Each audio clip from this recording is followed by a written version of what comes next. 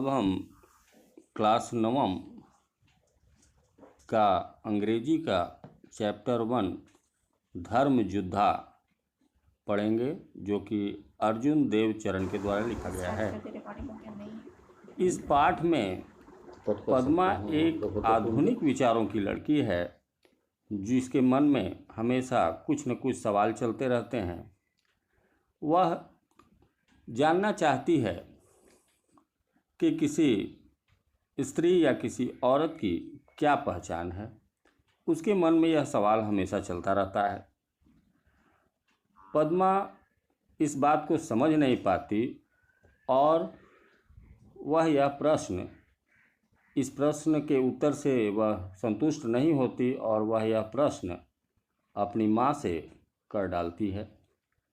वह अपनी माँ से पूछती है कि माँ, किसी औरत की क्या पहचान है। वह इसे जानना चाहती है। औरत की पहचान हमेशा से हम यह देखते हैं कि किसी न किसी पुरुष के साथ जुड़ी रहती है, चाहे वह उसका भाई हो, चाहे पति हो, चाहे पिता हो। किसी न किसी से औरत की पहचान हमेशा जुड़ी रहती है। औरत की अपनी स्वतंत्र कोई पहचान प्रायः नहीं होती और हमारे समाज में भी ऐसा नहीं है। पद्मा इस सवाल से बहुत परेशान है और वह इस बात का उत्तर पाना चाहती है। वह अपनी माँ से बहुत जोर देकर इस सवाल को पूछती है और उसकी माँ भी इस बात का उत्तर सही या कहें कि बिल्कुल सटीक उत्तर नहीं दे पाती और उस अपनी माँ के उत्तर से पद्मा संतुष्ट नहीं होती। उसकी माँ कहती है कि तुम हमारी अकेली संतान हो और हमेशा तुम अनाप शनाप प्रश्न करते रहती हो। इस प्रकार का प्रश्न करना उचित नहीं है। तुम इस प्रकार के सवाल मन में न रखा करो। इस प्रकार से पद्मा की माँ उसे समझाने का प्रयत्न करती है, लेकिन पद्मा इन उत्तरों से संतुष्ट नहीं होती। फिर हार कर पद्मा की माँ कहती है कि ठीक है, यदि तुम जानना चाहती हो इस प्रश्न का उत्तर तो अपने पिताजी से पूछो। तुम्हारे पिताजी इसका बेहतर जवाब दे सकते हैं। इस बात से भी पद्मा को थोड़ी परेशानी है, क्योंकि पद्मा के अनुसार उसके पिताजी हमेशा पैसे कमाने में, पैसे बनाने में व्यस्त रहते हैं।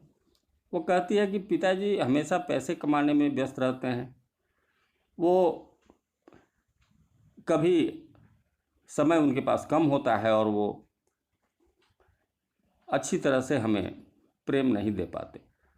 और इस प्रकार से इन उत्तरों से पद्मा बिल्कुल परेशान हो उठती है। तभी उसके पिताजी आते हैं और उसकी माँ कहती है कि ठीक है, तुम यह सवाल अपने पिताजी से ही पूछ लो। पिताजी भी समझाने का प्रयत्न करते हैं और वो कहते हैं कि बेटी, तुम हमारी अकेली संतान हो, तुम्हें इस तरह का प्रश्न नहीं करना चाहिए। और जब पद्मा बार बार सवाल करती है तो वो कह डालते हैं कि इस प्रश्न का उत्तर जब तुम्हारा विवाह होगा तब तुम जान जाओगी। लेकिन पद्मा विवाह से किसी औरत की पहचान का संबंध यह समझ नहीं पाती। वह बिल्कुल इस बात को स्वीकार नहीं करती कि विवाह से किसी स्त्री की पहचान होनी चाहिए। पद्मा यह हमेशा से इस बात के उत्तर के लिए परेशान रहती है। आगे हम देखते हैं कि इस पाठ में लेखक ने बड़ी ही एक ज्वलंत समस्या और ज्वलंत मसले को उठाने का प्रयास किया है।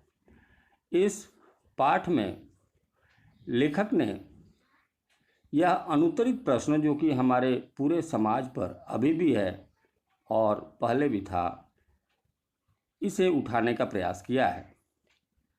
वास्तव में होना ये चाहिए कि किसी पुरुष की तरह किसी स्त्री की भी स्वतंत्र पहचान होनी चाहिए। यह न्याय संगत है, यह उचित भी है। लेकिन पद्मा के पिता समझाने का प्रयत्न करते हैं, लेकिन फिर भी पद्मा उनके उत्तरों से संतुष्ट नहीं हो पाती और वह इस प्रश्न को और भी कुछ आगे बढ़ा देती है, कुछ अधिक दूर तक ले जाती है और वह कह डालती है कि पिताजी, प्रायः देखा जाता है कि यदि कोई पुरुष विवाह नहीं करता है तो उसे संत की उपाधि दे दी जाती है, संत कहा जाता है, उसे पूज्य माना जाता है और ऐसा होता भी है।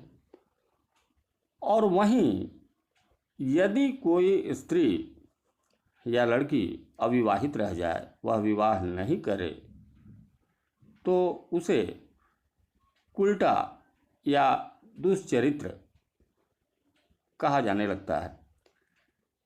ऐसा क्यों? यह तो बिल्कुल ही अनुचित बात है और ऐसा होना कभी नहीं चाहिए। और इस प्रकार पद्मा बिल्कुल क्रांतिकारी ढंग से इस प्रश्न को सोचती है और इसका सही उत्तर पाना चाहती है।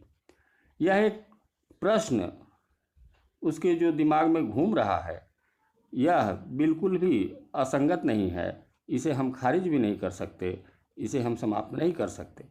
यह प्रश्न वास्तव में एक उचित प्रश्न है और इसका उत्तर दिया जाना चाहिए।